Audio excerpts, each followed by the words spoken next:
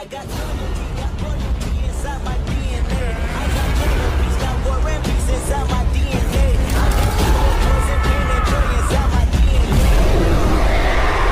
Hello and welcome back to my channel, Fanfic Fantasy. Join us as we delve into the realms of fanfiction and fantasy, bringing you the best stories and discussions. Today, we're kicking off the fourth part of our series, What If a Player Was in JJK with Level Up System. If you enjoy this video, please give it a like and subscribe for more content in the future. The author of this story is Deck302005. From Wattpad, all the relevant links are in the description. Feel free to say hello to the author on their profile. Now, let's dive into the fanfic. A colossal mech dominated the scene, unleashing powerful beams and devastating attacks aimed at Mahito. The mechanical marvel displayed remarkable efficacy, seemingly holding its own against the formidable cursed spirit. Each blast and strike were executed with precision, creating a spectacle of overwhelming force. The battlefield crackled with the energy of the clash between the supernatural and the mechanical. Observers marveled at the sheer spectacle, witnessing a rare fusion of advanced technology and mystical forces in a confrontation of epic proportions. The giant mech stood as a symbol of ingenuity and strength, challenging the malevolent presence of Mahito with an arsenal of cutting-edge weaponry. Mahito, realizing the gravity of the situation, invoked his domain expansion, a potent and formidable technique. As the cursed energy enveloped the area, the once mighty mech began to falter, forced to its knees under the overwhelming influence of Mahito's otherworldly domain. The clash of forces reached a turning point as the ethereal power of Mahito's domain pressed down on the mechanical behemoth. The battlefield transformed into an eerie realm shaped by Mahito's cursed techniques, further tipping the scales in the cursed spirit's favor. Undeterred by the overwhelming pressure of Mahito's domain expansion, Kenichi showed unwavering determination. Holding an injection in his hands, he declared, "I can still win," his resolve evident as he prepared to make a decisive move. The injection poised to plunge through Mahito's head, Kenichi aimed for a one-shot kill, banking on this critical strike to turn the tide of the battle in his favor. The scene shifted from the battlefield and Kenichi hopeful thinking to Miwa speaking to Mekamaru talking about how they all became closer since the baseball game. "Maybe one day I could finally come and visit you," Miwa said with a hopeful smile, her gaze fixed on Mekamaru. However, the mechanical companion remained silent, leaving the conversation hanging in the air. Back on the battlefield, the once mighty mech lay in defeat, its form sprawled on the ground, surrounded by a pool of blood. Meanwhile, Mahito, having emerged victorious, strolled around with an air of excitement. His appearance hinted at the pleasure he derived from the battle, a prelude to the forthcoming final confrontation looming in just a few days. The aftermath of the clash left an indelible mark on the landscape, a testament to the ebb and flow of power in the world of curses and sorcery. Off change, Kenzo was seen to be in front of a very beat-up Megumi. Next to Megumi was Yuji and Nobara. They were all laid on the floor flat on their ass. "Y'all improved a lot faster than I expected," Kenzo said after a bit. "Thank you, Kenzo-senpai," Yuji said while still being out of breath. "Did you really have to be so brutal?" Nobara complained, to which Kenzo shrugged, saying, "The enemy won't really show y'all mercy. Couldn't you have went a bit easier on us?" Nobara said, to which Megumi just looked at Kenzo before saying he was going easy on us. Nobara head looked back at Megumi as to tell him ... How the fuck could he tell? "Last time we saw him, he was going to get a job change, and I don't know if you noticed, but he hasn't used any new skill apart from the one that we knew he had," Megumi explained, to which Kenzo just smiled. "Megumi is right, I'm going extremely easy on y'all. If I were to let loose, y'all would have lost before you could even have time to process," although Kenzo said with a smile, to which Nobara said, "Bullshit." "Is it really?" Kenzo said as he appeared behind her before she could even register that he was there. He caught her punch before he walked away, saying, "Y'all got a lot better, I will admit that." Name, Yuji Itadori. Level, 65. Fatigue, full. Job, Jujutsu Sorcerer. Titles, Sukuna Vessel, Jujutsu Sorcerer, the one blessed by the spark of black. HP, 10,500. C, 4,000. Strength, 100. Vitality, 100. Agility, 95. Intelligence, 65. Sense, 76. Name, Megumi Fushiguro. Level, 62. Fatigue, moderate. Job, Jujutsu Sorcerer. Titles, Shadow User, 10 Shadows Technique Practitioner, Shikigami Master. HP, 9660. C, 18-0. CT, 10 Shadow. Attributes, Strength, 60. Vitality, 92. Agility, 92. Intelligence, 150. Sense, 80. Name, Nobara Kujisaki. Level, 58. Fatigue, moderate. Job, Jujutsu Sorcerer. Titles, Straw Doll Master, Nail Hammer Wielder, Cursed Beauty. HP, 6825. C, 38-0. CT, Straw Doll. Attributes, Strength, 50. Vitality, 65. Agility, 70. Intelligence, 72. Sense, 78. He hadn't exactly inflicted significant damage on them, but rather worn them down, and despite that, they performed admirably. "The main thing I've got to tell you all is, Megumi, you need to shift your mindset a bit. You have control over shadows, for crying out loud. Use that to your advantage. If you don't want your Shikigami to be fully formed to avoid getting wrecked, don't fully form them. Sure, they may be slower, but if they're mainly your shadows, they can't get wrecked. Yuji, you really need a move that helps you against opponents who can snipe you from afar. Without one, they can just drain you over time. And as for you, Nobara, you need to learn hand-to-hand combat and improve your physical strength so you don't get overwhelmed as easily. Work on your dexterity to hit your nails faster and stronger. Try to reach the speed you can achieve with the glove without it, and you should be good, Kenzo stated, looking at each of them. Since when were you the sensei? Nobara quipped, to which Kenzo responded, since Gojo told me to after he finished beating my ass. Kenzo walked away from them while waving his hands saying hope y'all get better soon. Are you going to tease Maki-senpai? Nobara asked, looking at Kenzo as he walked away. Maybe, Kenzo replied with a shrug. Kenzo-senpai, do you have a crush on Maki-san? Yuji added, to which Kenzo responded, what makes you think that? You don't have to hide it, Kenzo-san. I approve of it, Yuji chimed in, teaming up with Nobara to tease Kenzo. I don't want to deal with this right now, Kenzo said nonchalantly as he walked off. However, Nobara wasn't one to let an opportunity for teasing slip away. Oh, come on, Kenzo-senpai. You can't escape the clutches of love that easily, Nobara teased, following him with a mischievous grin. I bet you write Maki-senpai's name in your notebook with little hearts, don't you? Yuji chuckled, joining in on the fun. Kenzo-senpai, it's okay to admit your feelings. If y'all feel like playing like that, what about I intensify your training for the next few weeks? Kenzo said, turning back to look at them. The mischievous glint in his eyes hinted that he might just make good on his threat. He watched as their faces changed from mischievous grins to expressions of terror in half a second, and he relished the sight. The sudden shift in their demeanor brought a satisfying sense of amusement to Kenzo. Nobara exchanged a quick glance with Yuji, and they both knew they needed to convince Kenzo to reconsider his threat. Kenzo-senpai, come on. We were just teasing you, Yuji pleaded, a hint of desperation in his voice. No need to go all out on the training, right, Nobara? Nobara nodded vigorously. Yeah, Kenzo-senpai, it was just a joke. We'll be good, won't we, Yuji? Absolutely. We'll be on our best behavior, Yuji added, trying his best to look sincere. Kenzo crossed his arms, a skeptical expression on his face. You too sure about that? Because I don't mind turning the heat up a bit. Nobara quickly chimed in, totally sure. We promise we won't tease you about Maki-senpai anymore. Right, Yuji? Right. No more teasing, I swear, Yuji affirmed, hoping to persuade Kenzo to go easy on them. Kenzo looked at them with a firm gaze, and they seemed to shudder under his intense stare. The weight of his determination made it clear that he wasn't easily swayed, leaving Yuji and Nobara to reconsider the consequences of their teasing.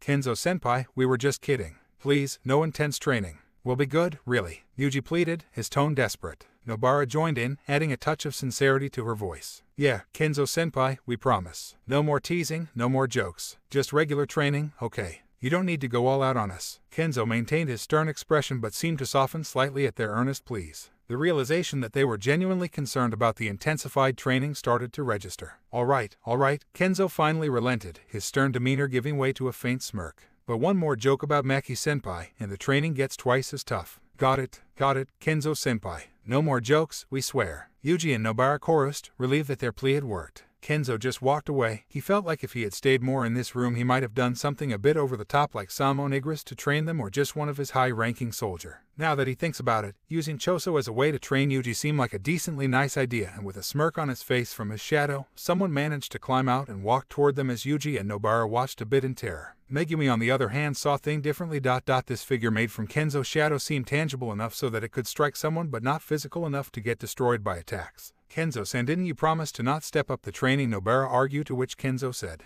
I mean, I did, so that why I am leaving. I said nothing about my shadows though. As those words left his mouth, two more things left his shadow. The first one seemed to be a very strong one and the second one seemed to be very quick. They won't kill y'all, Kenzo said as he walked away, drowning the scream of his teammates with his own laughter. If they wanted a troll then they should have came prepared, and to be fair, would this even be considered a troll? He was giving them free training. It's like a very easy way to get very strong very quickly, it's just that it's very painful. It should be fine, as Yuji is no stranger to physical pain. Nobara might be the loudest of them all. Oh, and by the way, Megumi, you're not durable, so it would probably be a good idea to either become more durable or find something to heal you like RCT or something like that, Kenzo advised before fully vanishing from sight. Next on his agenda was to go and complete a dungeon. He made sure to tackle one dungeon a day, and he had already completed his daily mission. It had become a routine for him, and at the moment, it was relatively easy. He has a whole day in front of him with nothing to do. He could grin his skill, but he didn't want to become a mindless addict just grinding every day. He might hunt some strong curse to add to his army. Speaking of curse, he just remembered something. That cursed spirit that he had killed back during the Kyoto event, its spirit should probably still be somewhere around there. He could probably make use of its power from himself. Kenzo then sighed a bit. He could go spend time with Panda or Inumaki or play some video games, which to be fair he started to find them less interesting after his life quite literally became a game. He had options, but he didn't know what to do with them. He could grind out his domain expansion or his barrier technique, trading the sure hit for a harder shell and a bigger boost in the inside of the technique. That would mean his domain expansion could take quite a beating from the outside before cracking or even breaking. Could he try making a binding vow from his domain where his opponent is technically able to escape the domain ... He wonders what something like that might give him. He probably has to give something in return for that, and he didn't feel like doing that. That seems like years of work. Even Gojo-sensei domain wasn't like that, and this man is busted with barrier technique. Like, who could he expect to have potent enough barrier techniques to make such divine? Sukuna. He didn't even get to finish his thoughts before that name entered his mind. Someone considered to be the king of curses, with his knowledge of curse energy being second to none, he could potentially have a barrierless domain. Now that would be too busted. There is no way he could possibly do that, because if he could, that meant during the 2 times he faced the king of curse ... it was holding back, and it could have turned him into the perfect pancake. He could have spammed the instant heal, but he would have run out of it before the domain were to end ... His life would have been at the mercy of the king of curse. A grin suddenly appeared on Kenzo's face. I wonder how he would look as a shadow soldier ... Pure and utter bullshit was spewed out of his mouth that day, but he didn't care. The only thing holding him back, apart from the slight fear of being turned into a pancake, was because Sukuna was in Yuji's body. It was like 2 souls in 1 body, and even though he quite literally used soul in his army and give them life through his mana, he didn't want to try that shit with Yuji. He would defend this pink-haired boy with his life if need be. He physically couldn't bring himself to harm him. Every time he see it ... The corpse of Yuji in his hands with a gaping hole in his chest and his dagger engraved deep inside of it. He still felt some regret over it. Even if Yuji was alive, he wasn't a stranger to murder per se. He himself commit mass genocide on a daily basis ... Them creature in the dungeon are sentient, and some of them have a full-on society, yet he just barge in and kill them for XP and gold. Someone couldn't feel that guilty about it, as although they were sentient, they were making him stronger, and they usually attacked him first, and he could justify it by saying self-defense. Unless they are truly no threat to him, he would not kill them. He kept the killing for a very simple reason. He doesn't like feeling weak. He wanted to become strong in order to protect those close to him, and also in order to strip that title away from his sensei, remove the burden of his shoulder, you might say. Plus, with the fact that one day Sukuna might regain all his power and wreak havoc while he himself was too weak to do anything about it, scared him to the core. It was terrifying to think about, and he'd rather have his own strength to help him instead of relying on Gojo's strength. If those 2 Titan clash, he wonder who would win that fight. He would like to see it. Maybe he will learn something from it. If Gojo won, then that one villain down and I not, then Sukuna would be just weak enough for him to just end him. Unless the King of Curse have some sort of healing RCT that heal him back to 100%, he should be fine, or have some durability negation attack, then he should be just fine. The chance of this happening are slim to none, and he prefer not think too much of it, but just in case he might need to train his ability to 100% just in case. As Kenzo delved deeper into his training and development, he sensed a transformation within himself. The once game-like system that governed his skills began to blur, each ability evolving into something more personal, as if he genuinely possessed those powers rather than merely operating within a gaming framework. While his stats retained a sense of quantifiable progress, the rest of his skills took on a more authentic nature, merging seamlessly with his own essence. The distinction between the system and his inherent abilities became increasingly indistinct. Yet, Kenzo welcomed this change, embracing the shift from a game-like structure to a more organic manifestation of power. He cared little for the system's persistence. What mattered most to him was the strength he gained. As long as he could protect his friends and allies, the specifics of the system mattered less. Kenzo's journey became a quest for genuine power, regardless of the game-like origins that had initially propelled him forward. As Kenzo strolled around with his hands in his pockets, he noticed Maki in the distance, and a genuine smile brightened his face. As Kenzo approached Maki with a smile, he couldn't help but notice a subtle annoyance in her expression. Knowing he usually teased her, he decided to playfully address it. All right, I promise, no teasing today," that a promise, Kenzo said as he noticed that the bowstaff that she was using seemed to be a bit bruised while her hands seemed to have some callus on them. As Kenzo noticed the slight wear on Maki's bowstaff and the calluses on her hands, he couldn't help but be impressed. He raised an eyebrow and commented, "Looks like someone's been putting in serious work. That staff has seen some action." Maki, with a hint of pride in her eyes, replied, "Training's tough, but that's the only way to get stronger." "You're probably the most hardworking person I've ever met," Kenzo commented, holding the back of his head with his hands, a genuine compliment breaking through his usual playful demeanor. Maki, caught off guard by Kenzo's sincere compliment, wore a stunned expression. It seemed as though she hadn't anticipated such genuine words coming from him. Kenzo, noting her surprised reaction, offered a light-hearted explanation. "Why the shock face? I'm not an arrogant man. I'll admit it myself when I see something is true, and what I said is the truth. It's just that I didn't expect that to come from you," Maki admitted, her tone holding a touch of surprise. Kenzo, responding in his characteristic straightforward manner, questioned, "What about me?" Screams arrogant dick that can't see progress in others, only himself. Maki shot him a discerning look, her silence prompting him to relent. Alright, I may be arrogant, and I may be a huge ass sometimes, but I usually stay within a limit. Most of the time, anyone could tell I'm bluffing. Maki, with a slight smirk, responded, fair enough. I guess even the huge ass has his moments of clarity. Kenzo just smiled before saying, so you can make jokes. Anyway, how the bow staff treating you, Kenzo said as he looked at the bow staff in her hands. Maki's eyes lit up with a spark of excitement as she delved into an animated explanation of the intricacies of her bow staff techniques and how she had been refining her skills. Her enthusiasm was contagious, and even Kenzo, usually composed and teasing, couldn't help but watch her with a small, genuine smile. Maki, realizing she had been enthusiastically rambling about her bow staff techniques, abruptly stopped herself and offered a quick apology. Sorry, I tend to get carried away. To her surprise, Kenzo dismissed her apology with a wave of his hand and a reassuring smile. Nah, you can go on. It's nice seeing someone so passionate about what they do. As Kenzo and Maki strolled around Jujutsu High, Kenzo's gaze suddenly shifted, scanning the surroundings before locking onto a stranger. The stranger, with an air of arrogance, remarked, My, I didn't expect the failure of the Zenin family to be here. The stranger's words carried a tone of disdain, a thinly veiled insult directed at Maki. Kenzo looked confused upon seeing the person, sensing the palpable hatred the stranger held for Maki. Naobito, Maki uttered, her voice laced with a hint of venom. Oh, my favorite punching bag can talk, Naobito sneered, looking at Maki with a dismissive arrogance that further fueled the tension between them. Naobito's gaze shifted towards Kenzo, who observed the unfolding situation with keen eyes. So you're the new special grade sorcerer, huh? Naobito remarked, his tone a mix of curiosity and condescension. What do you want? Kenzo's voice carried a cold edge, unwelcoming to Naobito. Why don't you become a Zenin? We'll give you anything you desire, and you won't have to settle for such a wretch as her. Naobito sneered with a condescending tone, his gaze disdainfully fixed on Maki. No, Kenzo declared firmly, looking directly at Naobito. He refused to accept such a deal, understanding from Maki and Gojo that sorcerer families weren't exactly known for their kindness, but treating someone with such disdain went beyond what he was willing to tolerate.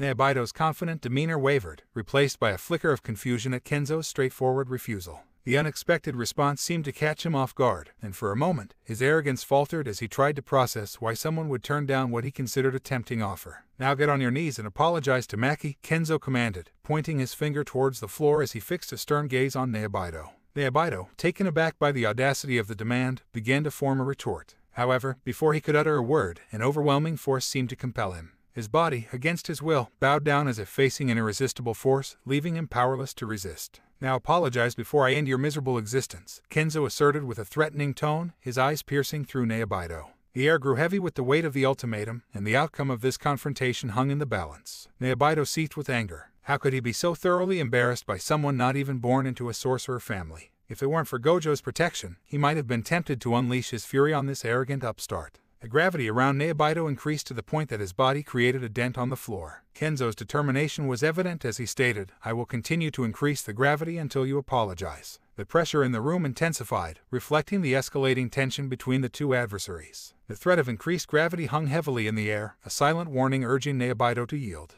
Healing the oppressive force of the intensified gravity, Naobito swallowed his pride. Fine, I apologize, Maki, he grumbled, his voice strained. The words carried a bitter taste, forced out against his will, but the pressure around him lessened with Kenzo's satisfaction. Maki seemed a bit happy at that. Now leave, you're wasting our oxygen level, Kenzo said, to which Naobito left in a hurry. Not before shooting a glare at Maki. He seemed like a bother, Kenzo said upon looking at Naobito leave. You have no idea, Maki said with a sigh. What is your goal, Kenzo suddenly asked, to which Maki replied, to kill the whole Zenin clan. Alright, so guess I need to make sure you get stronger than this bum, and even better, let make you stronger than the whole Zenin clan, Kenzo said with a grin on his face. Maki's eyes widened in surprise at Kenzo's words. For a moment, she was taken aback by his offer. The idea of surpassing the entire Zenin clan, a family steeped in tradition and sorcerer prowess, sounded both daunting and intriguing. It was an unexpected proposal from someone who, until now, had mostly teased and provoked her. Are you serious? Maki asked, trying to gauge the sincerity in Kenzo's eyes. Kenzo chuckled.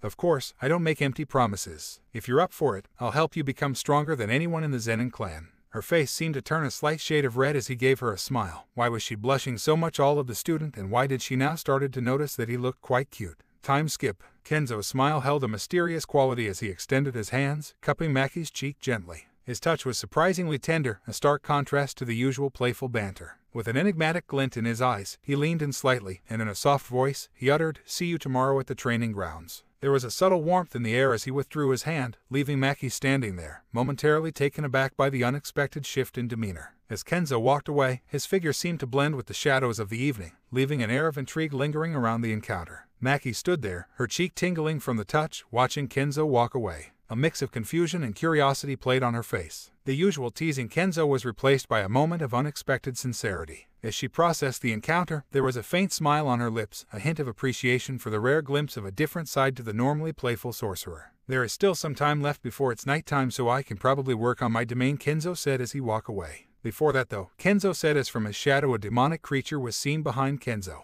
The demonic creature emerged from Kenzo's shadow, its menacing form casting an eerie presence. Kenzo, with a stern expression, issued his command to the creature. Look after her and make sure she stays safe. The creature, though devoid of facial expressions, seemed to acknowledge the order. With a nod from Kenzo, it melted back into the shadows, leaving a lingering sense of protection in the air. Kenzo teleported to a secluded spot in the forest, where he reached into his pocket and pulled out a dungeon key. With a swift motion, he unlocked the dungeon, revealing a mysterious portal that beckoned him to step through. Upon entering the dungeon, a sudden message materialized before Kenzo, presenting a singular and ominous quest. Survive the strongest. The words echoed in the dimly lit expanse, leaving an unsettling feeling as if the very air in the dungeon carried a foreboding weight. As Kenzo's gaze fell upon the figure before him, a palpable sense of terror gripped his being. What stood in his path was not just a formidable opponent, but a manifestation of his deepest fears and anxieties, personified in a single, foreboding entity. User has died. User may try to beat this dungeon later on. Kenzo found himself back in the real world, the haunting experience of the dungeon fading away. It was a new day, and the events within the dungeon were now just a lingering memory. Kenzo felt a sense of unease as he realized that the shadow he had left with Maki was still lingering, an indication that his experience in the dungeon might not have been a mere dream.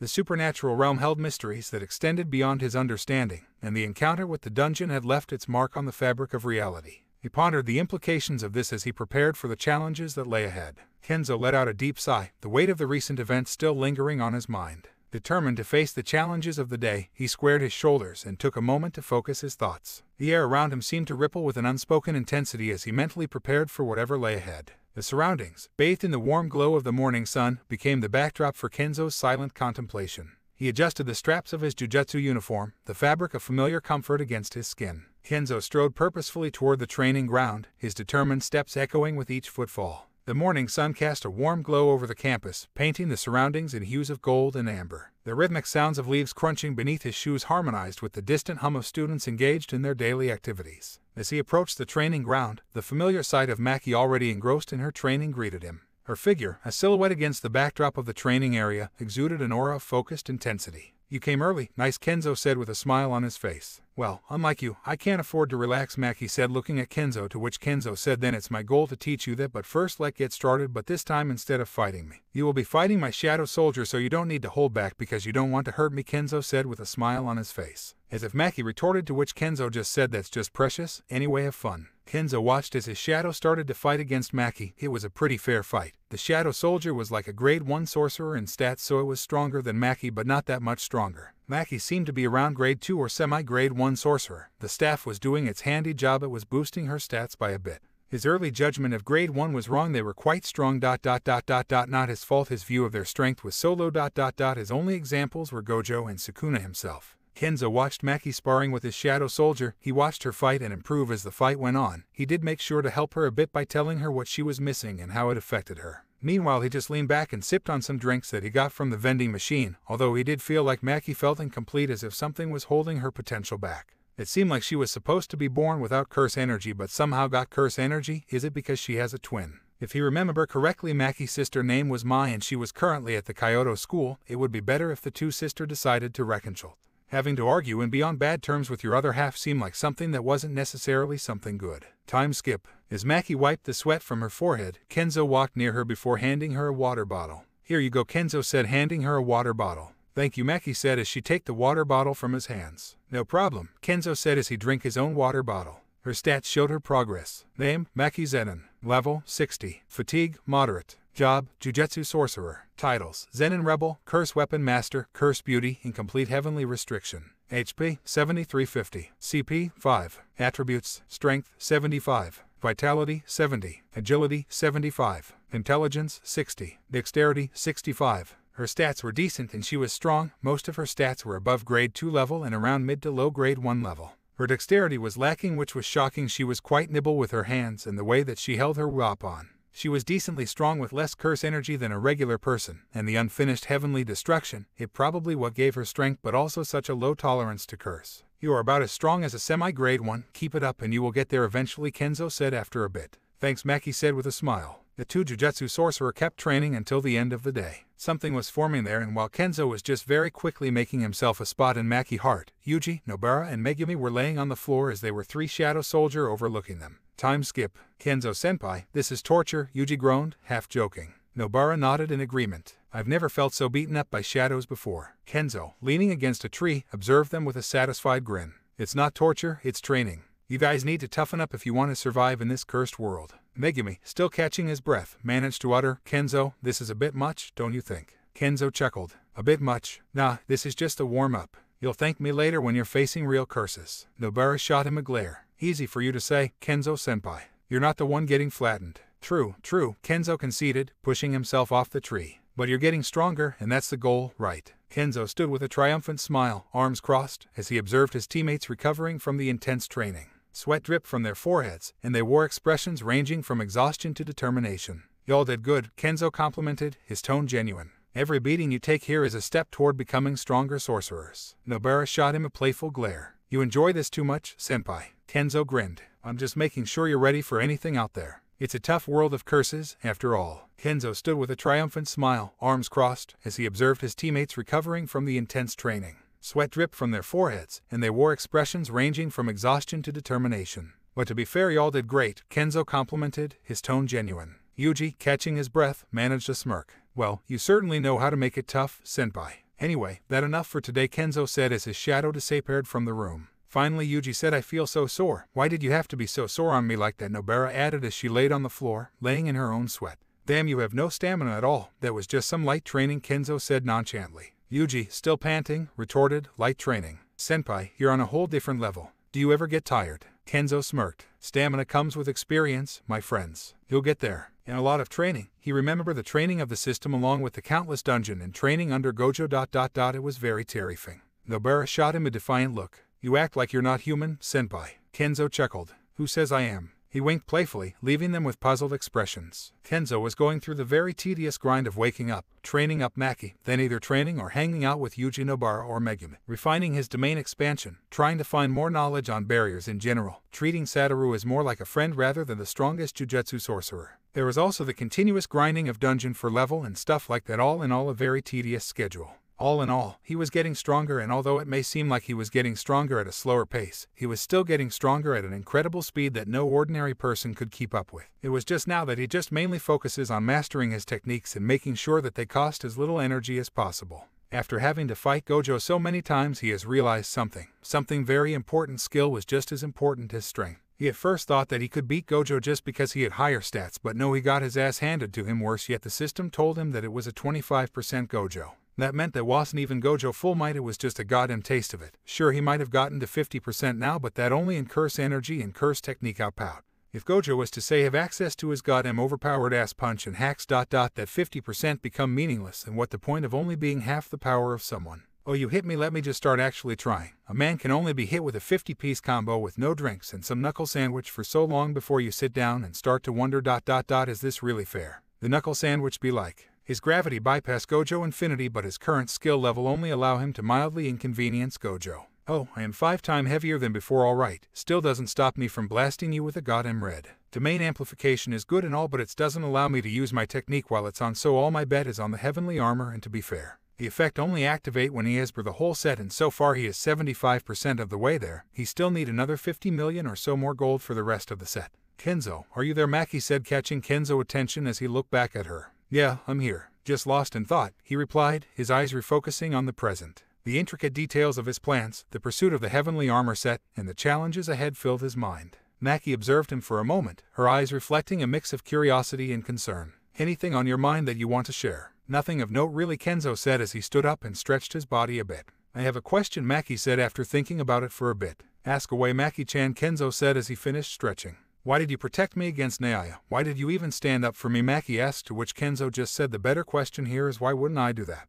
She said, confused, to which he replied, why would I just stand there and watch you get bullied? Satoru told me about how those people treat each other and I refused to let you go through it again. You left your home in order to become strong, right?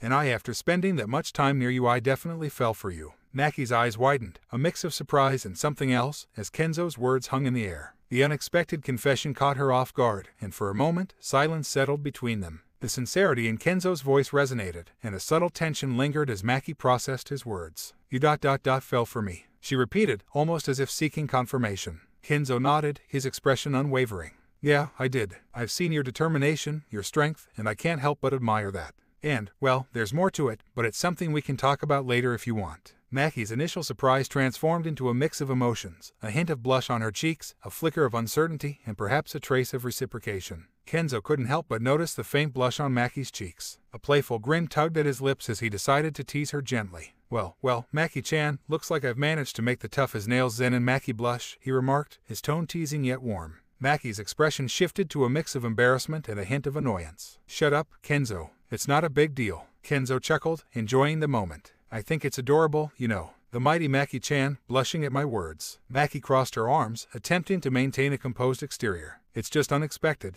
That's all. How can you look so calm and collected about this? Maki said upon noticing that he seemed weirdly extremely calm. Confidence maybe, or maybe the fact that I can hide it very well, Kenzo said with a smile. Maki raised an eyebrow at Kenzo's response, not entirely convinced. Confidence? Huh. You seem a bit too composed for someone who just admitted to feelings. Kenzo shrugged nonchalantly. Well, there's no point in making a big fuss about it, plus you aren't going to say no to them. He seemed quite confident about it all. As Kenzo teased Maki and continued their banter, she found herself melting under his charm. The soft glow of the sunset bathed the training ground. Maki's heart raced as she felt a mix of emotions she hadn't expected. You know, you're not making it easy for me to stay mad, Maki admitted, her blush deepening. Kenzo grinned, the glint in his eyes playful. Who said I wanted you to stay mad? I prefer your smile. Maki's cheeks turned a shade of crimson as she tried to maintain her composure. Smooth talker, aren't you? Kenzo chuckled, a low, soothing sound that seemed to resonate in the quiet of the evening. Just speaking the truth. Maki could feel her heart pounding in her chest as Kenzo leaned in, his face dangerously close to hers. His hands rested gently on her hips, sending a shiver down her spine. The playful atmosphere took a more intimate turn, and Maki found herself caught in the moment. Her breath caught as she looked into Kenzo's eyes, a mix of teasing and sincerity dancing in them. The training ground seemed to fade away, leaving only the two of them in that moment. So, what's your answer, Maki-chan? Kenzo whispered, his voice soft and low. Maki's mind raced, but she couldn't deny the warmth and comfort she felt in Kenzo's presence. She leaned in slightly, closing the distance between them, and said, maybe I don't mind interesting. A mischievous smile played on Kenzo's lips as he savored the response. Kenzo chuckled softly, his hands still resting on Maki's hips. Interesting, huh? I'll take that as a good sign. She didn't say no ... and she wasn't pushing him off, so that a good sign. Maki felt a mix of emotions, nervousness, excitement, and a touch of vulnerability. She wasn't used to letting someone get so close, but there was an undeniable pull. As she gazed into Kenzo's eyes, she found a sincerity that made her feel surprisingly at ease. So what is it going to be, Maki-chan? Are you really going to make me wait? Kenzo said with a grin. Maki couldn't help but smile back, her earlier reservations giving way to a hint of playfulness. Maybe I'll keep you waiting for a bit. Can't make it too easy for you, right? Kenzo raised an eyebrow, feigning surprise. Oh, playing hard to get now, are we? Maybe, Maki replied, her smirk growing more pronounced. Kenzo smiled before he kissed her on the lips. After a bit he pulled away, saying, how about now? Maki, slightly taken aback by the unexpected kiss, blinked for a moment before a subtle smile played on her lips. Well, that certainly speeds things up. Kenzo grinned, his usual confidence on full display. I thought it might. Remember the favor you owe me? Kenzo said, gently caressing Maki's face. She nodded in acknowledgement, and Kenzo's smile widened. Then all I want in exchange is for you and me to be together. Maki felt a warmth spreading within her, and as their eyes locked, the unspoken promise hung in the air. I'll take your silence as a yes, Kenzo said, a smile playing on his lips. As Kenzo cradled Maki in his arms amidst the tranquility of the training field, the gentle rustle of leaves and the distant echoes of sparring warriors created an intimate backdrop. The soft hues of twilight bathed the scene in a warm glow, casting long shadows across the landscape. As if on cue, Panda strolled onto the training field, his sharp eyes quickly honing in on the tender tableau before him. A triumphant smirk played on his lips as he observed Maki nestled securely in Kenzo's embrace. I knew it, Panda declared with a tone that resonated with the satisfaction of a treasure hunter striking gold. His words hung in the air, a proclamation of victory, as he marveled at the unexpected sight before him. It was as though he had uncovered a well-kept secret, and the realization painted his expression with a mix of amusement and delight. "Hello there, Panda," Kenzo greeted with a calm and composed demeanor, his gaze unwavering as he met Panda's eyes. Despite the unexpected circumstance of holding Maki in his arms, Kenzo seemed frankly unfazed. Panda, still reveling in his victorious discovery, raised an eyebrow as he studied Kenzo's composed expression. Well, what have we here?" he remarked, a mischievous twinkle in his eyes. "Caught you in a compromising position, didn't I?" "Not really," Kenzo said calmly, maintaining his composed demeanor. However, Maki's discomfort was evident as she shifted awkwardly, casting a quick glance at Panda, who seemed skeptical. "Are you sure?" Panda questioned, his tone carrying a playful skepticism that indicated he wasn't entirely convinced by Kenzo's assurance. "Yep, 100% sure," Kenzo affirmed, the small smile on his face hinting at a hint of amusement.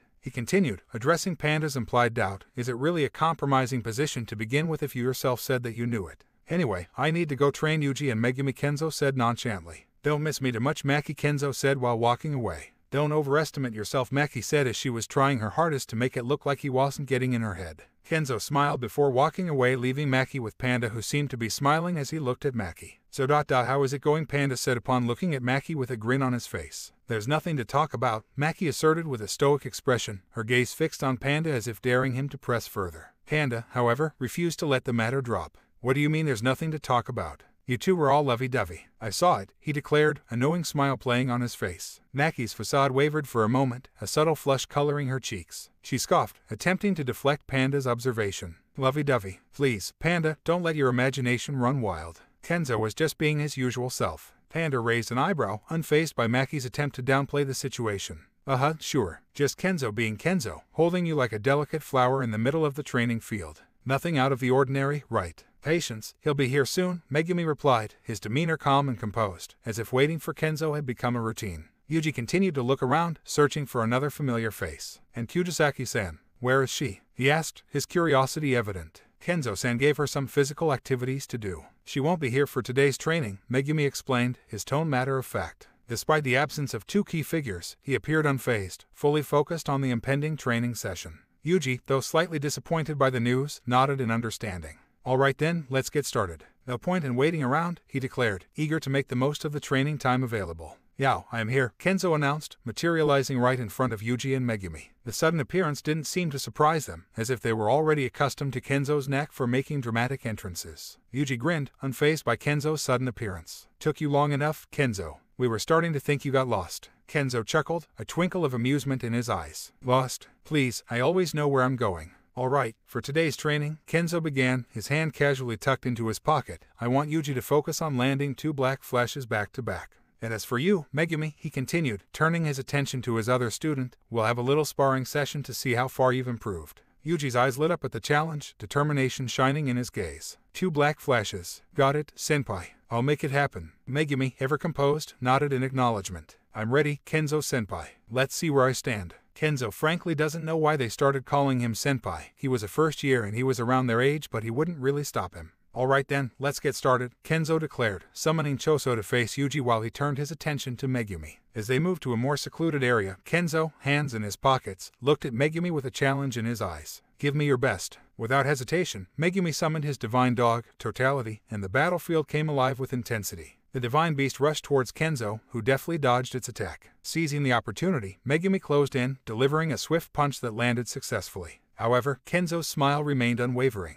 He moved with agility and grace, ducking under another attack from Megumi and countering with a well-timed kick. In a sudden twist, Megumi vanished into the shadows, leaving Kenzo momentarily uncertain of his opponent's whereabouts. The divine dog, unfazed, continued its assault on Kenzo. As it charged, a snake materialized, attempting to trap Kenzo in place. With a confident smile, Kenzo skillfully avoided the snake's strike, displaying his mastery over the situation. Suddenly, the battlefield was filled with a swarm of rabbits, their movements disorienting Kenzo. Undeterred, he navigated through the onslaught, his vision blurred but his focus unwavering.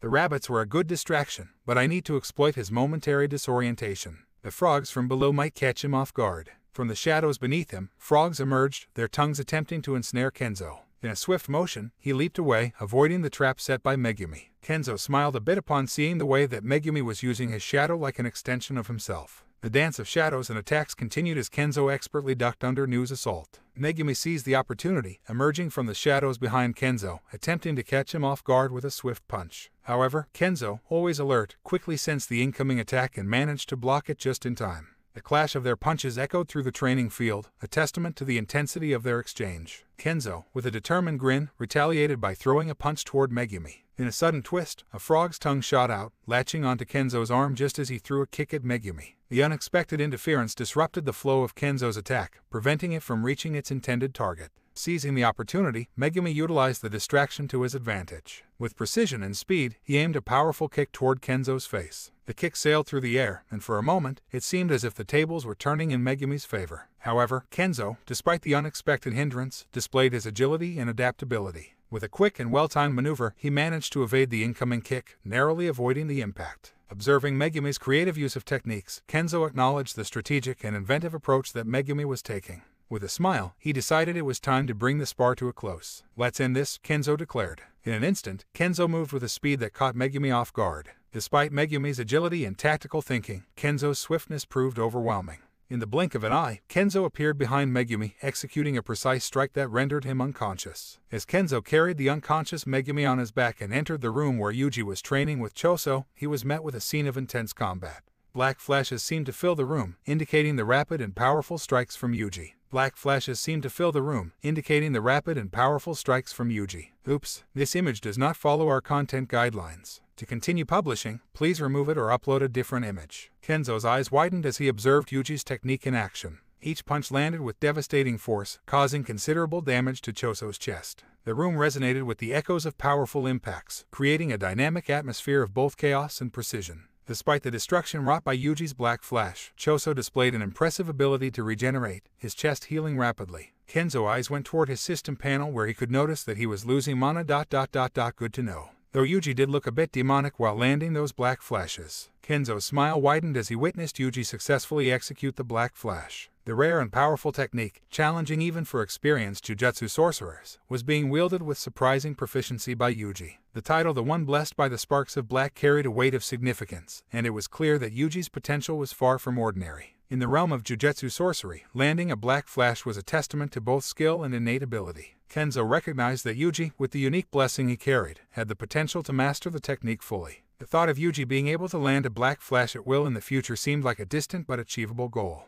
Kenzo watches as Choso started to regenerate before suddenly another spark of black and red lightning was seen coming from Yuji's fist as with one powerful blow. Choso's whole torso was completely eviscerated once again. There was nothing left behind as Choso came back to Kenzo's shadow. He had taken a lot of damage from the punch. "Nice one, Yuji," Kenzo said as he walked toward Yuji before patting him on the back of his head. "Thanks you, Kenzo-senpai," Yuji said with a smile. "Don't fret it. You did great," Kenzo said as he dropped Megumi as he could tell he was waking up. As Megumi woke up, he looked around before looking up and saying Kenzo and Yuji. "Oh, I lost. That was to be expected," Megumi said with what seemed to be a tired expression. "That's not a good way to think about it. Think of it as a lesson. Find flaws in your strategy and fix them. Get stronger so that it doesn't happen again," Kenzo said looking at Megumi. "Alright," Megumi said as Kenzo helped him stand up. "Anyway, Halloween is like in 3 days, so I give you all those days off," Kenzo said as he looked at them. "What about Nobara?" Yuji said, to which Kenzo said, "Heh, she hasn't met her quota, so no, she ain't getting it." "Alright," Yuji said with a smile. "Megumi, don't forget that your technique give you access to your shadow, so do make sure to use them to strengthen your Shinigami," Kenzo said looking at Megumi, to which Megumi replied, "I will." Kenzo watched them walk away, Yuji seemingly wanting to go see a movie and Megumi seemed to be really deep in his thoughts as if he was thinking of something. Kenzo then looked at his hands before feeling the mana all around him and then suddenly using his mana absorption skill to absorb the surrounding mana into himself. He then used that mana and created the first technique he ever made. The purification ball. He looked at it. It was just raw energy and he needed to fix that. He started to try and make a shape out of it, and due to his improved control over his massive mana pool, he was able to make an arrow. He then controlled that arrow to launch towards a random dummy and the arrow hit its target square on. Kenzo could do those simple things, but what about the elements? If mana really came from nature, wouldn't that mean it can take the form of the element if he had control over it? Sure, that would make him a lot more versatile, but that wouldn't get past infinity. Alright, let him list out a bunch of things that bypass Gojo infinity. So obviously light passed through his infinity, as if it didn't he would probably be invisible. Air is probably another thing, but the air become an actual threat, like for say air blade. It gets stopped. Poison work too. My gravity work, wonder against it. How those that help me do, Kenzo said to himself. My suit is not fully done yet. It's only 75% done and I can't use it yet, Kenzo said with a thoughtful expression. I am basically the king of the death and yet here I am struggling to get past someone's defense. Kenzo said to himself. I mean, I could open my domain and neutralize his domain, but he could just open his domain and overwhelm mine, or better yet just beat my ass until my domain break. Sure, under normal circumstance I wouldn't be hit by a domain sure hit, but Gojo has something very special called the 6 eyes that can see my mana. He can actually see it, although it's 1000% harder to see than curse energy. All this man has to do is force me to use it, and it's pretty easy for him as I need to actively use it in order to keep up. So his domain sure would definitely hit me, Kenzo said, holding his head in his hands. Why does he feel like he is always hitting a wall when it comes to beating Gojo in an actual fight? He needs his suits to be done a lot sooner. Kenzo held his head in his hands before just taking out a ranked dungeon and opening it. He would just find something to do in there. Maybe that would clear his mind. If he can't win, then he will just become so strong that he will only need domain amplification to win. Kenzo was seen inside his room overlooking his stats. Level 125. Fatigue, full. Job, Shadow Monarch. Titles, The Player, Jujutsu Sorcerer. HP, 30,995. MP, 26,170. Strength, 225. Vitality, 225. Agility, 225. Intelligence, 225. Sense, 225.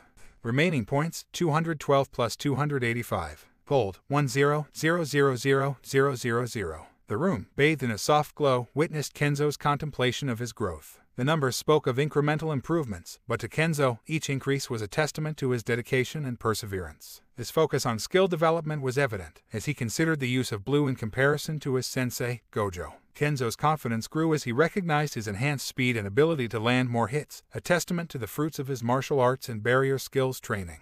The accumulation of wealth, represented by his substantial gold reserves, highlighted the rewards of his persistent efforts. The tedious grind may have been slow, but it was undeniably effective in propelling him forward on his journey to become an even greater Jujutsu sorcerer. With a sense of satisfaction, Kenzo acknowledged the progress he had made in the path that lay ahead, filled with challenges and opportunities for further growth. Skill intermediate martial arts has been maxed out. Kenzo smiled a bit upon looking at this wonderful screen. He had maxed out the martial arts skill he had gotten since the beginning of this. Although he felt relieved, he still felt like he could achieve much more. Skill Master Martial Arts has been unlocked. Kenzo stared at the screen for a bit before sighing. This grind would never end. He would just continue to grind his life away every day of the week like there was no tomorrow. The question now was, what kind of martial art could he learn? He learned boxing, karate, taekwondo, kung fu, and some other martial arts. Even learned some of the ones that were meant as a way to relax your body and not actually fight. So what else was he supposed to learn? Was he supposed to put all of them together and create his own style? His hands-to-hand was good and his skill with a dagger were great. He was by no means an amateur and could beat a lot of people using skill alone, but that wasn't enough. He thirsted for more. He was content with merely that. He wanted to be the best. He pondered a bit in his thoughts before suddenly realizing that it was about time he went to train with Maki. Sometime he really does think that she cannot stop training, but he wouldn't really stop her. Her desire for strength is one of the reasons he had fallen for her to begin with. Time skip. Kenzo appeared in front of the training field with his hands in his pockets. Out of the corner of his eyes, he saw her. "What up, Maki?" Kenzo greeted, his tone carrying a casual yet confident demeanor. As he noticed Maki on the training field, she seemed to finally notice his presence before she seemed to remember something before a blush appeared on her face, although she hid quickly. "Hey Kenzo," Maki said, looking at Kenzo. "Ready to get your ass handed to you," Kenzo said with a smile. "It won't be that easy," Maki replied, to which Kenzo smiled before he summoned Malgrim and sent him to fight her. To his shock though, she was keeping up. Malgrim was special grade bare minimum, and yet here she was keeping up with him. Granted, Malgrim is not going for the kill because that is not my will. I also may have lowered his output so he doesn't accidentally send her into a coma, but even this nerfed Malgrim was a special grade at bare minimum. Malgrim was a demonic general and he has great physical power along with a lot of skills, meaning the fact that Maki could even keep up with him was a great feat. After a rigorous sparring session with Malgrim, Kenzo called back the demonic general, noting Maki's commendable performance. "You got better," he remarked, acknowledging the evident progress and skill displayed by Maki in their training exchange. "Of course, I got better," Maki declared, a hint of confidence in her response as if stating the obvious. Kenzo smiled at her assertion, appreciating her determination. "That was to be expected. You are quite talented," he complimented, recognizing Maki's skill and growth during their sparring session. With a thoughtful gesture, Kenzo tossed her a bottle of water, a simple yet caring gesture. "Now, time for you to relax. Your muscles need rest now," he suggested. The training field, once a battleground of intense exchanges, transformed into a space for recovery and reflection. Maki caught the tossed bottle of water with a nod of thanks. Taking a refreshing sip, she responded to Kenzo's suggestion with a determined expression. I can't rest yet. I am so close to it that I can feel it. I don't have to stop now. Her words carried a mix of pride and determination, showcasing her unyielding commitment to continuous improvement. Kenzo approached her before opening his mouth and saying, then do it as a favor to me. How about that, sweetheart? Maki met Kenzo's playful proposal with a raised eyebrow and a smirk. Favor to you? Huh. Well, I guess I can't refuse that, can I? She replied, the hint of a challenge in her tone. Fine, Maki agreed, taking another sip from the water bottle. Kenzo responded with a grateful smile, expressing his thanks before proposing a different kind of break. There's a restaurant nearby, so want to join and eat something with me? Kenzo suggested. Maki, ever straightforward, questioned, are you asking for a date? Kenzo replied with a hint of playfulness, think of it as you want. Maki met Kenzo's playfulness with a raised eyebrow and a smirk. Sure, why not? Can't promise I'll go easy on you during the meal, though, she quipped, her tone teasing. Kenzo led Maki to a cozy restaurant, its warm lighting creating a comfortable atmosphere. The scent of various cuisines filled the air as they took their seats, facing menus displaying an array of tempting dishes. Seated across from each other, Kenzo grinned. So, what are you in the mood for? Maki smirked, glancing over the menu. I'll go with the chef special. Surprise me. Alright then, chef special it is, Kenzo agreed, placing their orders. Soon, plates materialized before them, presenting a visually appealing feast. As the food came to them and they started to eat, Kenzo started to ask Maki some questions about herself or just him making some light jokes here and there. He did it to liven up the mood a bit, as if he didn't do it, who else would? If I may ask, what is your true motivation for becoming strong? Kenzo said, looking at Maki. I don't want to feel weak and helpless and be at the mercy of others. I also want to show those old Jisoo that I can become stronger than every member of the Zenin clan combined. I want to see their face as I destroy the whole clan. It's sure to be an amazing sight, Maki said with a smile on her face as she had finished chewing what she was eating. Reasonable. Other question, have you ever even went on a roller coaster? Kenzo asked, looking at her. I never felt the need to. Why? Maki said upon looking at Kenzo. Alright, guess we going on a roller coaster ride together then, Kenzo said with a thoughtful expression, and unsurprisingly she didn't argue with him. What are you stunned? Why are you looking at me like that? Maki said upon seeing the expression on his face. What did you expect me to argue with you? And to be frank with you, I wouldn't mind experiencing new things, Maki said before she started to drink her Sprite. She separately really loved fast food. That was something good to know. Time skip. Kenzo and Maki found themselves standing in front of the imposing structure of a roller coaster, its twists and turns reaching into the sky. Maki's expression remained steadfast, but a hint of curiosity played in her eyes. Kenzo couldn't help but notice the anticipation in the air as they joined the line. As they secured their seats in the roller coaster, Maki's demeanor remained composed. The safety harness clicked into place, and the thrill of the impending ride lingered. Kenzo, sensing her calm exterior, couldn't help but wonder how she'd react once the roller coaster was in motion. The coaster slowly ascended, climbing to its peak with a mechanical hum. Maki glanced around, her eyes taking in the panoramic view. Kenzo could almost see the gears turning in her head as she processed the impending descent. As the roller coaster reached its zenith, Kenzo stole a glance at Maki. To his surprise, a glimmer of excitement flashed in her eyes. The sudden drop commenced, and the coaster raced through twists and turns. Maki's expression transformed from composed to exhilarated. The wind rushed past them, and the sheer thrill of the experience brought an unexpected smile to her face. As the roller coaster came to a stop, Maki couldn't help but let out a genuine laugh, the adrenaline still coursing through her veins. Kenzo looked at her with a satisfied grin. So, what do you think? Maki, still catching her breath, replied with a surprising hint of enthusiasm. Not bad. Let's do it again. Did you know that you are actually very pretty when you are happy or smile? Kenzo remarked with a sincere smile, his eyes reflecting the genuine appreciation he held for Maki's unguarded moments of joy. Maki, usually composed and focused, looked at Kenzo with a subtle blush. Don't get used to it, she teased, though the hint of a smile played on her lips, revealing the softer side beneath her usual strong exterior. Kenzo's words hung in the air, a genuine smile gracing his face as he looked at Maki. I knew I was right to have you as my girlfriend, he expressed with sincerity, the warmth in his gaze reflecting the depth of his feelings. Maki, though often reserved, met his words with a softened expression, a subtle warmth in her eyes. Well, you're not wrong, she replied, a touch of playfulness in her tone. Kenzo's eyes momentarily landed somewhere before Maki's voice brought him back. Kenzo, she said, and as he turned to meet her, he was met with a sudden and unexpected kiss on the lips. Stunned for a moment, he quickly recovered, reciprocating the gesture. As the kiss ended, Maki flashed a satisfied smile. Caught you off guard, didn't I? She teased. Kenzo, still processing the unexpected but welcomed moment, simply smiled in response. Time skip.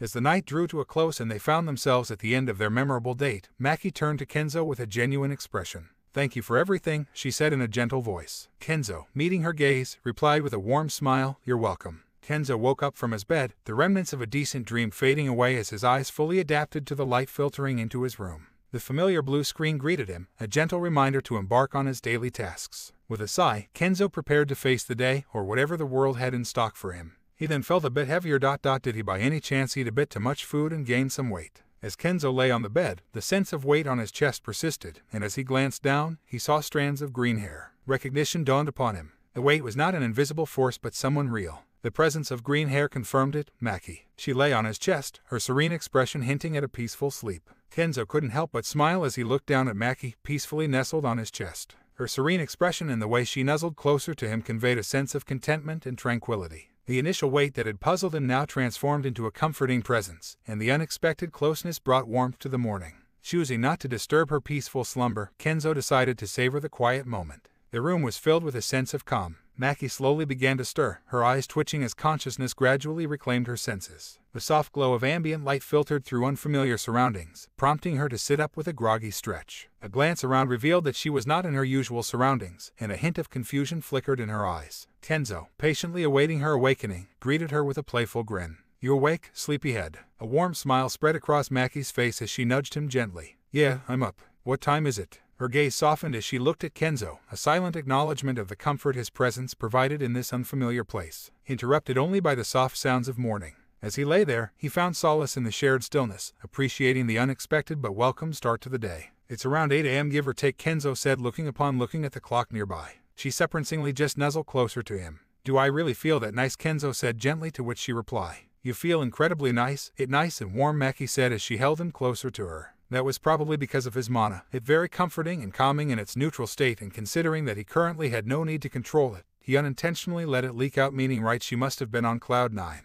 As Kenzo embraced Maki, he couldn't help but express the joy he felt in that moment. With a genuine smile, he spoke, "I had a great time with you." Maki, still holding him tightly, reciprocated the sentiment with a mischievous glint in her eyes. "I wouldn't mind doing it again." Time skip. Kenzo stood before Gojo, the renowned and enigmatic sorcerer known for his powerful abilities. Gojo, seemingly unperturbed by the world, was caught in a moment of rest, his eyes closed in peaceful slumber. Kenzo, with a light and playful tone, called out to his dozing sensei, "Hey, Satoru, rise and shine." He noticed Gojo's eyes twitching beneath the blindfold, a sign that he was waking up. Gojo, with a casual demeanor, opened his eyes and looked at Kenzo. "What's the rush, Kenzo? I was enjoying my beauty sleep." Kenzo couldn't help but scoff playfully at Gojo's comment about beauty sleep. "Beauty sleep? Really, Satoru?" he teased, giving his sensei a sidelong glance. Gojo, in his typical nonchalant manner, began to respond with a quip about a man's right to beauty sleep. However, something in Kenzo's expression seemed to catch his attention. Even with the blindfold concealing his eyes, there was a pause in Gojo's response, as if he sensed something amiss. Suddenly, Gojo sighed, removing the blindfold and revealing his vibrant blue eyes. The intensity of his gaze fixed on Kenzo, suggesting a depth of perception that went beyond the physical. Gojo's vibrant blue eyes bore into Kenzo as he remarked, "Did you really have to stop your mana from leaking?" Kenzo, with a mischievous grin, responded, "What, can't see me with your blindfold on, sensei?" His tone carried a playful edge, reflecting the light-hearted banter between the two. Gojo, still grinning, couldn't resist a teasing jab. "You know, Kenzo, I may not need my eyes to see, but I can still sense a certain someone trying to impress me by keeping his mana in check." Kenzo, taking the teasing in stride, shot back with a mock-offended expression. "Impress you, sensei? I'm just sparing the world from being overwhelmed by my incredible aura. You should thank me." Gojo laughed, his vibrant blue eyes sparkling with amusement. "Ah, of course, Kenzo, how could I forget? You're doing us all a favor, really." Gojo, never one to pass up an opportunity for banter, teased Kenzo with a sly grin. "You're looking a bit too serious, Kenzo. Need some tips on how to lighten up? Maybe my charm is too overwhelming for you." Kenzo, however, remained unfazed, meeting Gojo's teasing with an amused but steady gaze. "Charm, sensei, your charm is like a gentle breeze, hardly noticeable." Gojo raised an eyebrow, surprised that his usual teasing tactics seemed to be falling flat. "Oh, well, aren't you the stoic one today? I thought I could at least get a smirk out of you." Kenzo chuckled, "Nice try, sensei. But I've built up immunity to your charm over the few months you have been teaching me." Gojo, still playfully persistent, chuckled, "No one can be immune to my charm. Something must be wrong." He continued to look at Kenzo, attempting to gauge any reaction. However, before he could press further, Gojo's attention shifted. Something caught his senses, familiar sense intertwined with the subtle remnants of curse energy. The keen perception granted by the six eyes allowed him to detect even the faintest traces that might elude others. A thoughtful expression crossed Gojo's face as he focused on the unnoticed presence. Well, what do we have here?" he mused, his playful demeanor momentarily replaced by the astuteness of a seasoned sorcerer. Kenzo, there's something you're not telling me, isn't there? Kenzo's eyes widened for a fleeting moment, caught off guard by Gojo's perceptiveness. It was as if he hadn't anticipated his sensei to pick up on the subtle clues that he had tried to conceal. Gojo, with a knowing glint in his eyes, continued to observe Kenzo. There's more to this than meets the eye, isn't there? He remarked. Quick question. How is everything with Maki? Gojo asked with a knowing grin. Caught in the delicate dance of Gojo's inquiry, Kenzo took a moment to compose himself. The knowing grin on Gojo's face hinted at the mischief underlying the question. Kenzo, choosing his words carefully, replied with a casual tone, "Oh, you know, the usual. Maki and I are doing fine." His response was deliberately vague, but he couldn't help but feel the weight of the trap he was navigating. Gojo's grin widened, in the arched an eyebrow. "Fine, huh?" The tone held a playful challenge, leaving Kenzo in a predicament where any response seemed to lead deeper into Gojo's orchestrated web. Gojo's teasing took a more focused turn as he honed in on the mysterious elements surrounding Kenzo. "So, that curse energy remnant on your body, along with the scent. Definitely not hers," he remarked with an arched eyebrow, the playful tone suggesting he was thoroughly enjoying the unraveling mystery. Kenzo's sly smile remained in place as he tried to maintain his composure, but Gojo's sudden shift in tone caught him off guard. The theatrical display of wiping away imaginary tears and the mock sentimentality left Kenzo both bemused and slightly uncomfortable. "Sensei, I think you've been watching too many dramatic movies," Kenzo quipped, unable to hide a small smirk. The unexpected turn of events, with Gojo now playfully acting like a proud father, added a layer of absurdity to the situation. Gojo, still feigning tears, managed to compose himself. "Ah, they grow up so fast. Now, my little Kenzo is all grown up and dealing with matters of the heart. It brings a tear to my eye." Gojo, wiping away the imaginary tears, continued his playful theatrics. "I remember when you used to stumble over your words just trying to ask someone out. Look at you now, handling your mana in matters of the heart with such finesse. My little Kenzo is all grown up." Kenzo, despite his best efforts to maintain a composed demeanor, couldn't help but roll his eyes at Gojo's dramatic display. "Sensei, I think you've been spending too much time in your own world of dramatics. I'm just trying to live a normal life here." Gojo, undeterred, grinned mischievously. "Normal life, huh? Well, I suppose normal is subjective. But hey, if you ever need more advice, your wise sensei is always here for you. On a side note, I have something just for you," Kenzo said with a grin. "The user has lost 10 million gold. The user bur the full heavenly set. Would the user like to synthesis?" "Why, and..." Kenzo pressed yes without a moment of hesitation. "And what may that be? You have anything new for your old man?" Gojo said, still putting on the proud dad act.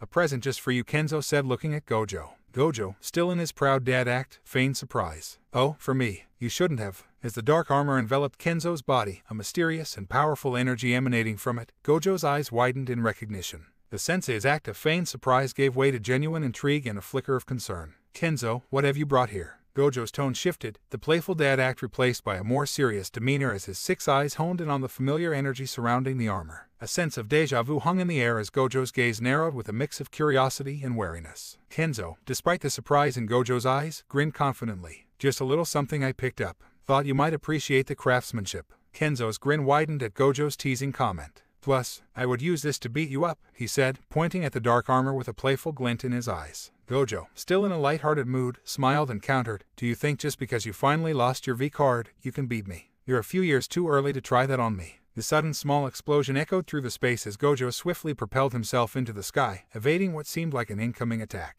Below him, Kenzo emerged, a determined expression on his face, fist poised for a punch aimed at his airborne sensei. The air crackled with anticipation as Kenzo closed in, the distance between them rapidly diminishing. Gojo, however, maintained a confident smile, fully aware of the attack heading his way. Gojo teleported somewhere where the battle wouldn't affect anyone, and Kenzo followed soon after him. The sudden teleportation shifted the battleground to a tranquil forest, away from the risk of collateral damage. Gojo, with his trademark confident smile, teased Kenzo, "Get ready to add another loss to your record." Kenzo, undeterred, smirked in response. "We'll see about that, sensei. I've been practicing, you know." Kenzo rushed at Gojo before he started to fight with his sensei using hand-to-hand combat. Kenzo, realizing the challenge posed by Gojo's expertise in hand-to-hand combat, adapted his approach. Summoning Igris and Malgrim, his loyal shadow soldiers, he transformed the one-on-one battle into a dynamic 3 versus 1 scenario. The forest became a stage for the clash of martial skills and sorcery. Gojo, ever agile and formidable, faced the coordinated attacks of Kenzo's shadow soldiers. Despite the odds, Gojo showcased his prowess, dodging and countering with fluid movements. The battle unfolded with a blend of speed, precision, and calculated strategy. Curse technique reversal, red, Gojo declared as a familiar red ball materialized in his hands. Kenzo, well acquainted with this potent technique, knew its destructive power and swiftly teleported away, narrowly evading the impending attack. A sly smile played on Kenzo's face as he taunted, "You have to try harder than that." Gojo, ever the cunning sensei, responded with a teasing tone, "Oh, my poor student, you never learn." However, as Kenzo turned to face him, a sudden searing pain erupted in his back. To his shock, Gojo's reversal red had seemingly teleported behind him, catching Kenzo off guard. Kenzo grimaced, realizing he had underestimated Gojo's mastery of the technique. Kenzo, in the midst of the intense battle, quickly assessed the situation. "No, it didn't teleport, but more like he used the trees around as camouflage to move the red without me noticing," he mentally acknowledged as he felt the impact of Gojo's cursed technique reversal, red. The realization hit him a moment too late, and Kenzo was sent flying, the force of the attack propelling him backward through the forest. Kenzo's teleportation left Gojo's 6 eyes tracking his movement, but the crafty student had a trick up his sleeve. Swiftly swapping places with Malgrim, Kenzo materialized behind Gojo and delivered a powerful punch to his sensei's gut.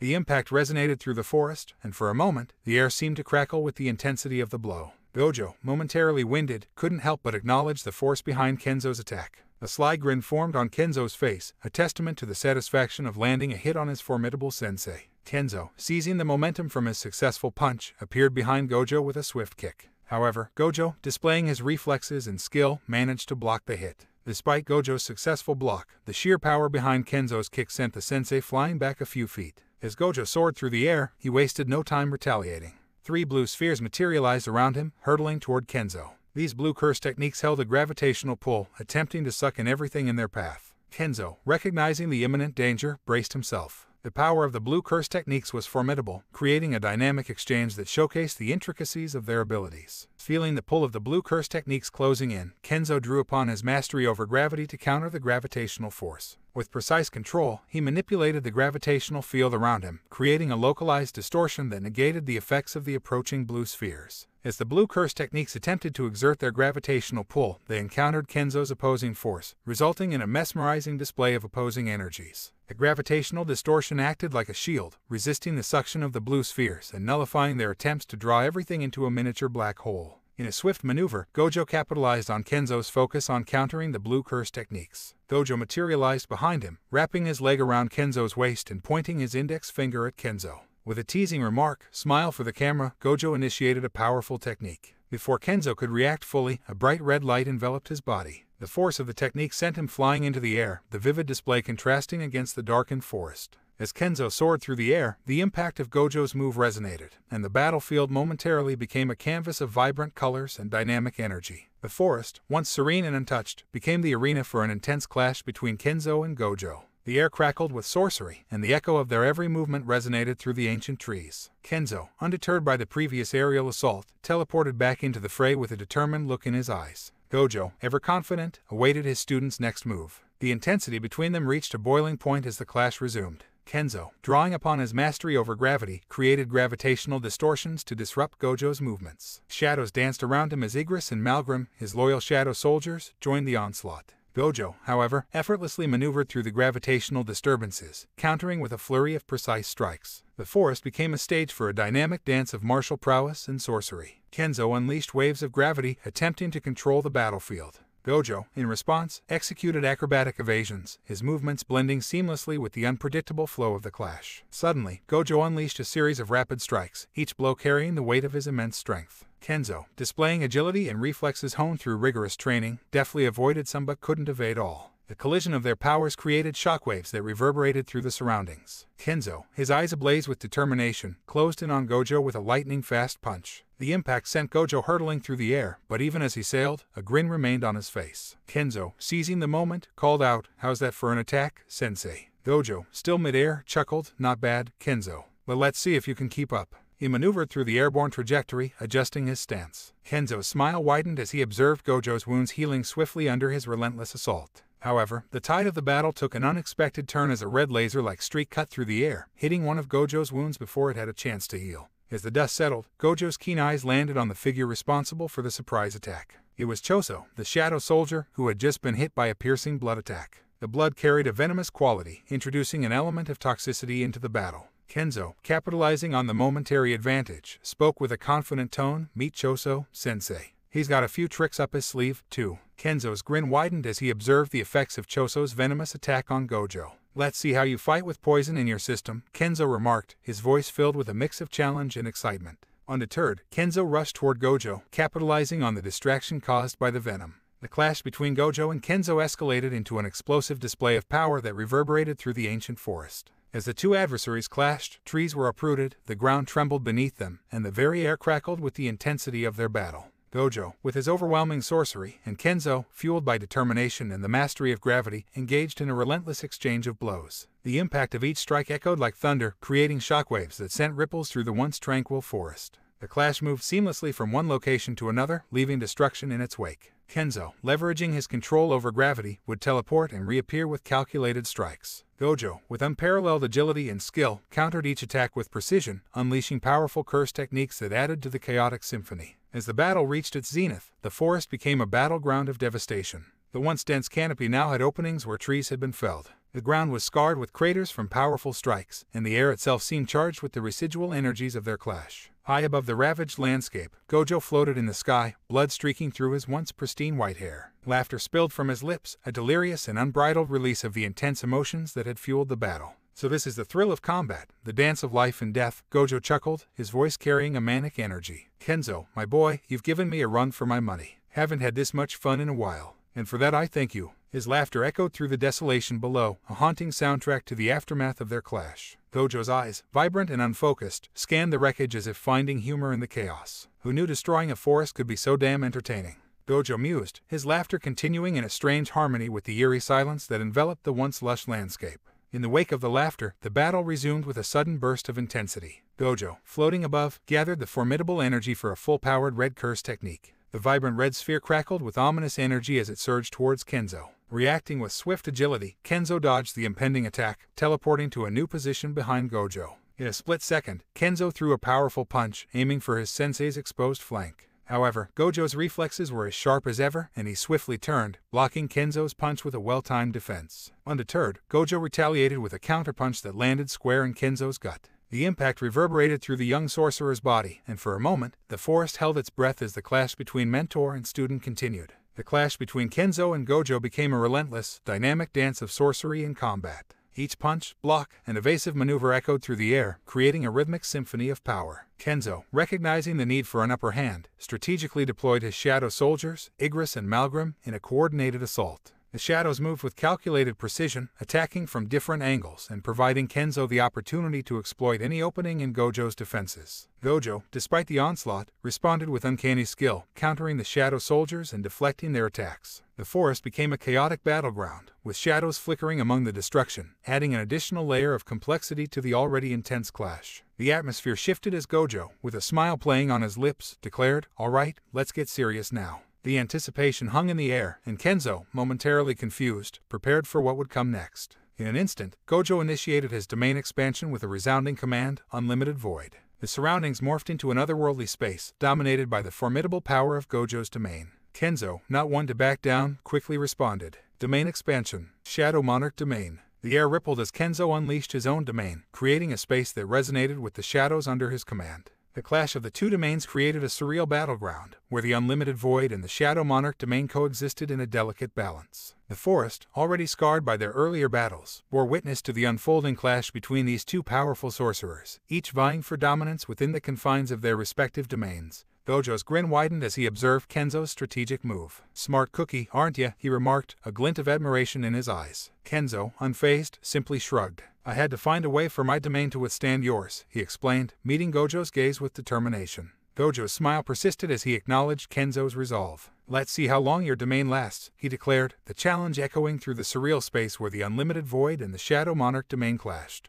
The exchange between Kenzo and Gojo unfolded in a breathtaking sequence of movements. Kenzo, fueled by determination, rushed at Gojo with remarkable speed. His fist cut through the air as he aimed a punch at Gojo, who effortlessly dodged the oncoming attack. Seizing the opening, Gojo retaliated with a swift punch of his own, but Kenzo, with a burst of agility, teleported away, leaving Gojo's strike to meet empty air. In the blink of an eye, Kenzo summoned Igris, one of his shadow soldiers, to the fray. Igris lunged at Gojo with ferocity, its movements a testament to Kenzo's strategic use of his shadow allies. Gojo, ever vigilant, raised his guard to block the incoming assault. In the midst of the clash with Igris, Kenzo, exploiting the distraction, teleported behind Gojo. With precision and speed, Kenzo landed a powerful punch on Gojo's exposed flank. As Kenzo's powerful punch connected with Gojo's flank, a smirk played on the student's face. The impact, however, elicited a subtle acknowledgement from Gojo. His body slightly jolted forward, absorbing the force of the blow. A grin spread across Gojo's face, an admiring glint in his vibrant blue eyes. "Not bad, Kenzo," he remarked, his tone a blend of approval and amusement. Sensing a subtle shift in Gojo's energy, Kenzo's instincts kicked in. Without hesitation, he tapped into his mastery of gravity, manipulating the forces around him with precision. As Gojo unleashed a potent red curse technique, Kenzo deftly nullified the oncoming attack by distorting the gravitational field. The red energy, once a formidable force, wavered and dispersed under the influence of Kenzo's control over gravity. In the split second that Kenzo's attention was focused on nullifying the red energy, Gojo seized the opportunity and appeared behind him, poised to strike. However, the element of surprise was thwarted by the swift intervention of Kenzo's shadow soldier, Igris. With uncanny timing, Igris materialized, sword at the ready, intercepting Gojo's impending strike. The clash of sword against unseen force resonated through the mystical space, creating a brief moment of suspended animation within the ongoing battle. In a display of unmatched agility, Gojo leaped away, creating distance before swiftly employing his blue curse technique. The ethereal blue energy extended towards Kenzo, entwining around him like an invisible thread. Before Kenzo could react, the force pulled him towards Gojo with a sudden and irresistible pull. In the culmination of this strategic maneuver, Gojo's fist collided with Kenzo's chest with precision. The impact resonated with a sickening thud, causing Kenzo to cough up blood as the force dispersed through his body. Kenzo momentarily staggered and regained his composure, eyes reflecting a mix of pain and determination. Kenzo, however, just spewed out the blood like nothing had ever happened. As Gojo made a hand sign with his fingers, Kenzo sensed a sudden shift, an unsettling disturbance in the fabric of his domain. Confusion and frustration furrowed his brow as he realized that his domain was being overwhelmed, its integrity compromised. "The hell?" Kenzo muttered, a hint of annoyance creeping into his voice. It didn't take long for him to discern the reason behind the sudden imbalance. Gojo, with a grin on his face, had made a strategic choice, trading away his sure hit for a more formidable domain. Upon this realization, a momentary silence hung in the mystical space. Kenzo, somewhat irritated, narrowed his eyes at Gojo. "Oh, you sneaky cheat," he declared, his annoyance now voiced. The grin on Gojo's face persisted, a silent acknowledgement of the calculated move he had made. Gojo's grin widened in response to Kenzo's accusation. "Cheat? No such thing in a real fight, my boy," he replied with a playful glint in his vibrant blue eyes. "It's all about adapting, evolving, and keeping your opponent on their toes. Isn't that what I taught you?" Kenzo's annoyance was palpable as he voiced his frustration. "Yeah, and someone being able to change their domain rule and condition right in the middle of a domain clash. I call BS, he declared, his tone laced with a hint of exasperation. Gojo, maintaining his nonchalant and playful demeanor, chuckled in response to Kenzo's protest. Well, Kenzo, in the world of sorcery, sometimes you need to bend the rules a bit to keep things interesting, he remarked with a twinkle in his eye. The atmosphere seemed to lighten as Gojo embraced the playful banter. "Think of it as a lesson in spontaneity and unpredictability," he added, his grin widening. "Besides, where's the fun if you always know what your opponent's gonna do?" Kenzo's frustration was evident as he bluntly expressed his irritation. "Fuck you," he retorted, a scowl on his face as he looked at Gojo. In response, Gojo's smile only widened, his playful demeanor undeterred by Kenzo's annoyed outburst. Gojo's grin persisted, and he replied with a carefree shrug, "Geez man, I am not Mackie, so no you can't fuck me, you can try though." The sarcasm was literally dripping from his voice, even high this man was annoying.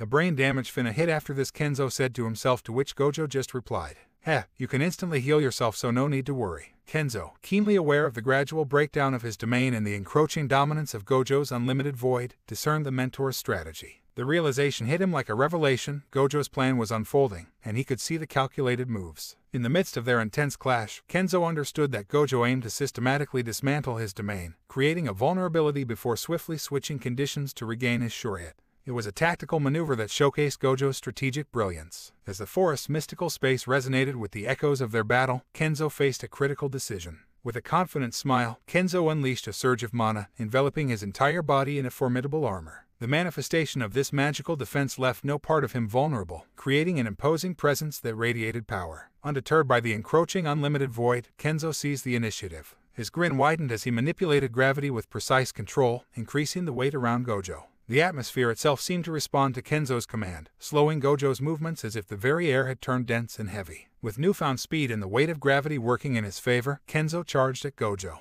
In the mystical battleground, Kenzo, fortified in his mana armor and with a grin etched on his face, unleashed a relentless assault. Shadows converged as Igris and Malgrim, his shadow warriors, moved with calculated precision, attacking Gojo from different angles. The forest echoed with the swift strikes and clashes as Kenzo's shadows engaged Gojo. The sheer speed and agility of the Shadow Warriors added an unpredictable element to the clash. As the shadows danced, Kenzo himself closed in on Gojo, his movements a seamless blend of magical prowess and martial skill. The weight of gravity, manipulated by Kenzo's control, bore down on Gojo, making each movement feel like an effort. Despite the pressure, Gojo displayed his usual uncanny agility, blocking, dodging, and countering with a fluid grace that defined his combat style. Kenzo, undeterred, kept the pressure on. His relentless assault left Gojo with little room to breathe. Punches and kicks were exchanged at a blistering pace, the air resonating with the intensity of their battle. Shadows flickered and dispersed, only to reform in new patterns as Kenzo orchestrated his offensive strategy. In the mystical space, Kenzo's movements became a blur, surpassing the limits of human perception.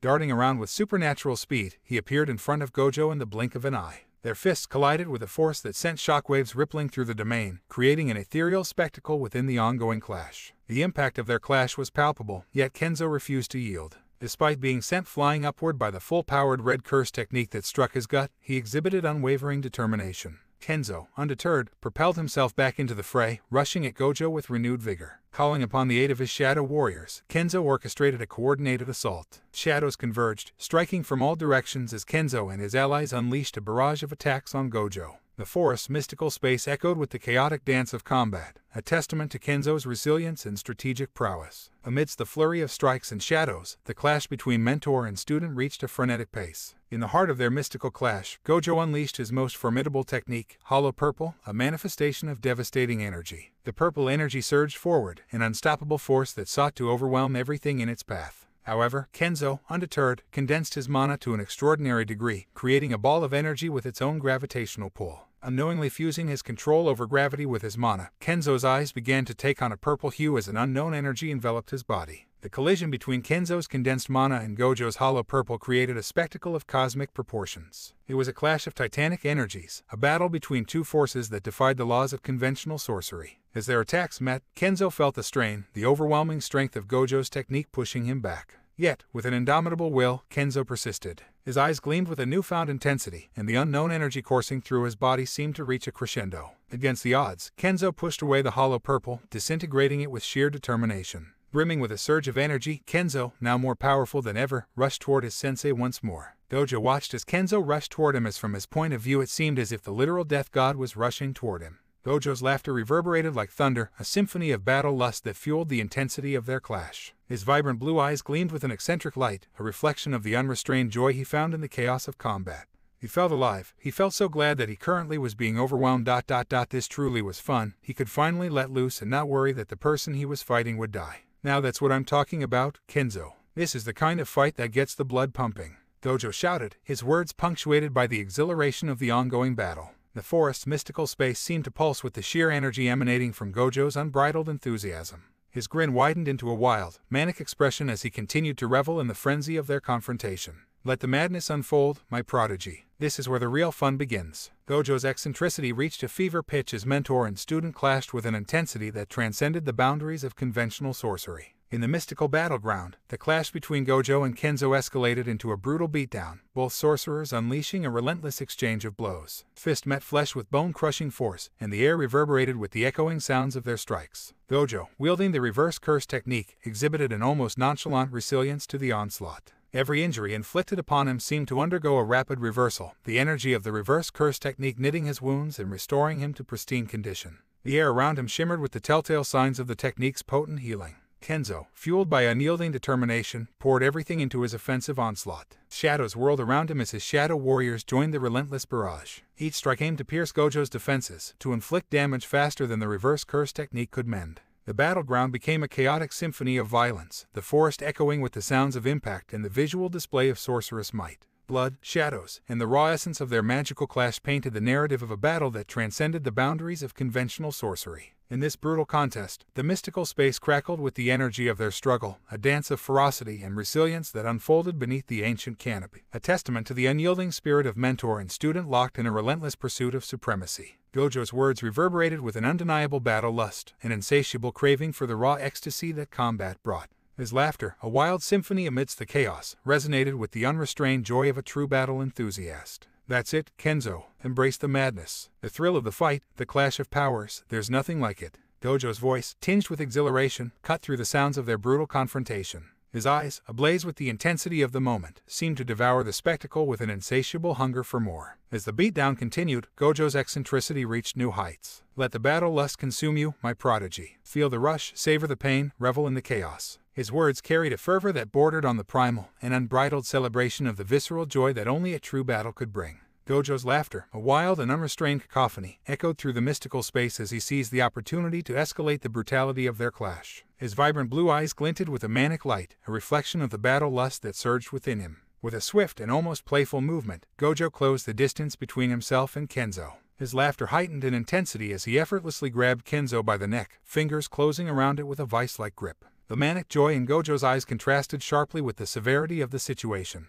Dragging Kenzo by the neck, Gojo reveled in the chaotic dance of combat. The domain floor became a canvas for this brutal spectacle as he unceremoniously scraped Kenzo's face against the ground. Laughter mixed with the sounds of scuffling and the harsh friction between skin and ground. In this ruthless act, Gojo's eccentricity reached a disturbing zenith, a chilling display of dominance within the chaotic tapestry of their battle. The air crackled with tension as mentor and student, bound by the unyielding force of their shared journey, continued their dance on the precipice of savagery. In a swift and fluid motion, Kenzo executed his teleportation, evading Gojo's grip with seamless grace. The air crackled with residual energy as Kenzo reappeared a short distance away, armed with his dual daggers and determination etched on his face. Without hesitation, Kenzo closed the gap between them, his daggers cutting through the air with deadly precision. The slashes landed with a satisfying sound, leaving trails of shadows in their wake as they connected with Gojo's form. Gojo, momentarily caught off guard by Kenzo's swift maneuver, felt the impact of the slashes. A smirk played on his lips, acknowledging the prowess of his student.